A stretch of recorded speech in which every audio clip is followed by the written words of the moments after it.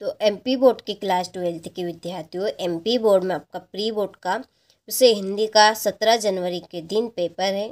उसके लिए मैं आपको एक पेपर सोल्व कराऊंगी जिससे आप अच्छे नंबर कवर कर पाएंगे।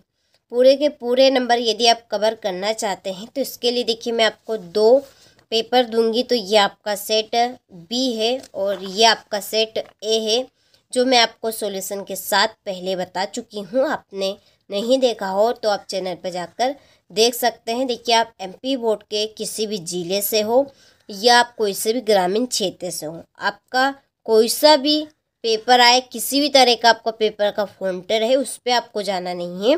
देखिए, पेपर में आपके क्वेश्चन यही रहेंगे, ठीक है। कोई से भी जिले में आपका किसी भी तरह का पेपर आ सकता है, लेकिन प्रश्न आपके यही आएंगे।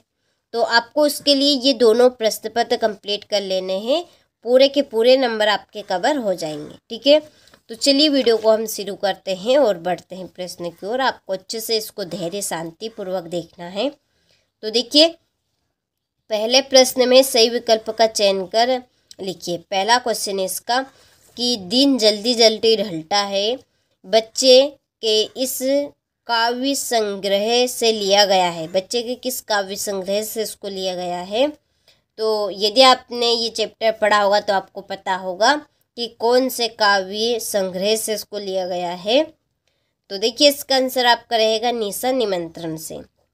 दूसरा है, किस रस को रसराज कहा गया है? तो कौन से रस को रसराज कहा गया है? तो इसका आंसर आपका रहेगा श्रृंगार रस को। तीसरा है, जिठौत का अर्थ है? तो इसका आंसर आपका रहेगा जेठ का पुत्र, ठीक है। इसका आंसर क्या रहेगा आपका? जेठ का पुत्र। चौथा है, अंगार उगलना का अर्थ है? तो इसका आंसर आपका रहेगा, ठीक है, इसका आंसर आपका यहाँ पर रहेगा कठोर वचन कहना, ठीक है। द नंबर का राइट है। पांचवा है, मराठी भाषा में लिखी गई कहानी जूझ का हिंदी अनुवाद किया? तो इसका आंसर आपका रहेगा केशव प्रथम वीर ने, ठीक है।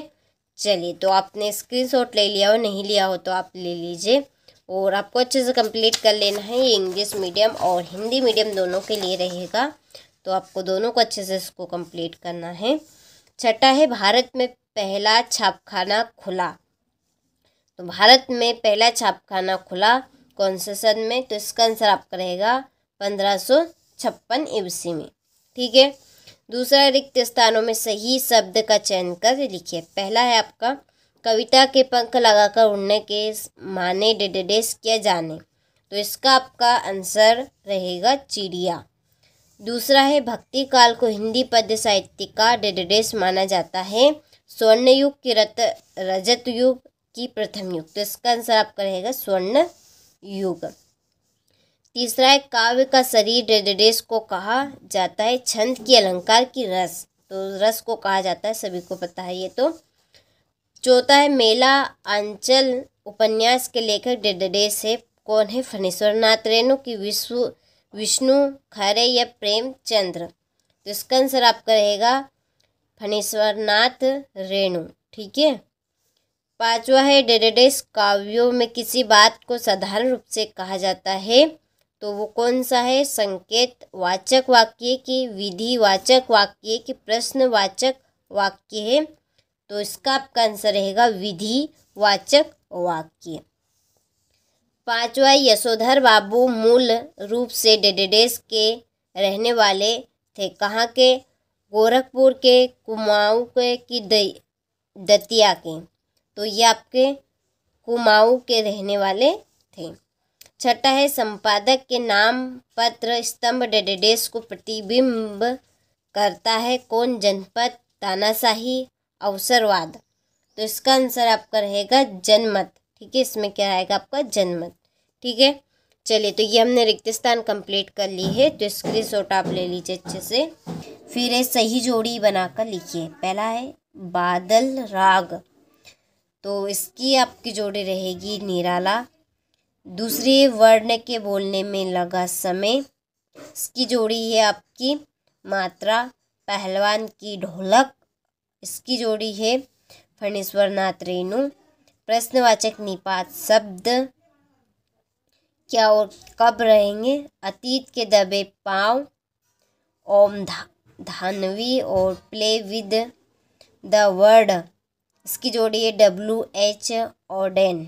ठीक है, चलिए तो स्क्रीनशॉट आप ले लीजिए यहाँ से। इसके बाद में एक वाक्य में उत्तर रहेंगे कि विप्लव का वीर किसे कहा गया है? बादल को। जहाँ उपमेय को उपमान से श्रेष्ठ बताया जाए वह कौन सा अलंकार होता है? व्यतिरेक। तीसरा, हिंदी गद्य का जनक किसे माना जाता है? भारतेंदु हरिश्चंद्र को। इसके बाद में है आपका चौथा, भारत का संविधान निर्माता किसे कहा जाता है? डॉक्टर भीमराव अंबेडकर को। पांचवें, पुनरुक्त शब्द युग्म के 2 उदाहरण आपको देने हैं, तो इसका आंसर है पहले का आपका डाल डाल और दूसरा है पात्र पात। फिर इसके बाद में मोहनजोदड़ो नगर कितने हजार साल पुराना है? तो ये आपका 5000 साल है।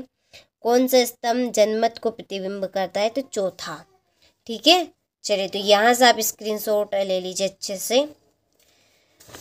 इसके बाद में आपका सत्य सत्य, तो पहला जो है वो है कविता सृजन के लिए शब्द रूपी बीज को कल्पना की खाद की आवश्यकता नहीं होती है, तो ये आपका असत्य है। दूसरा, अखिया हरि दर्शन की प्यासी में वियोग श्रृंगार रस है, तो ये आपका सत्य है।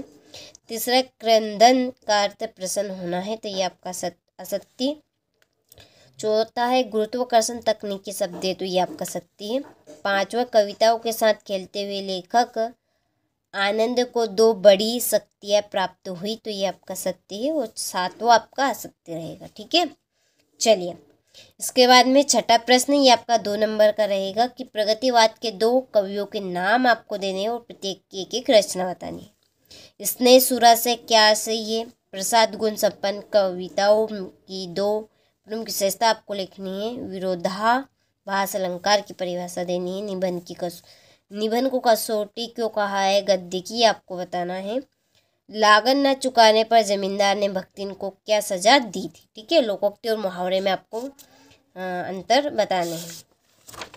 चलिए इसके बाद में है राष्ट्रीय भाषा की 2 प्रमुख विशेषता। सिल्वर वेंडिंग का आयोजन क्यों हुआ था?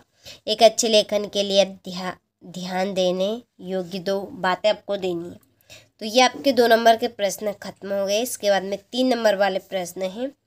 ठीक है, तो स्क्रीनशॉट आप ले लीजिए और परीक्षा हाल में आपको जाने से पहले अच्छे से आपको इनको कंप्लीट कर ज़रूर जाना है, क्योंकि 100% श्योर पूरे प्रश्न आने के आपके चांस है। तो आपको देखिए एक बार इनको ज़रूर रीड कर लेना है, बाद में आपको पछताना ना पड़े।